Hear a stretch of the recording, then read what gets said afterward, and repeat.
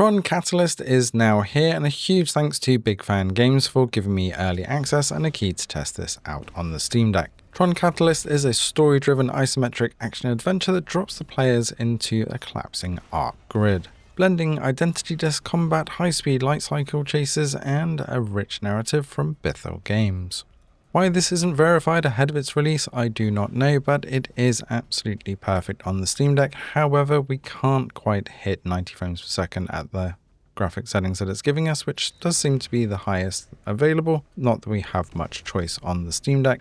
So this will be a 60 frames per second cap game. If you do uncap it, you'll see in the outer world, in combat and light cycle driving, we only manage around 70 to 80 frames per second. It does feel a little jittery here and there, although the frames per second don't dip as much as you would expect with that jerkiness. So capping this at 60 frames per second with VSync off will give you the best abilities. It will also bring that wattage down a little bit. As you'll see with it uncapped, it's around 17 to 18 watts, bringing that battery down to around 3 hours on the OLED. But if we change the graphic settings to a 60 cap with VSync off, and be careful not to change the language by accident pressing left and right on the D-pad when you hit the settings menu, then we get a solid 60 frames per second in combat and also when we're driving around, and bring that wattage down to around the 12 to 15 watt mark, meaning we're going to get around 3 to 6 hours depending on your TDP caps. Overall though, it is performing exceptionally well, although the disc combat does take a bit of getting used to, especially with parry windows, which are a bit earlier than you would expect.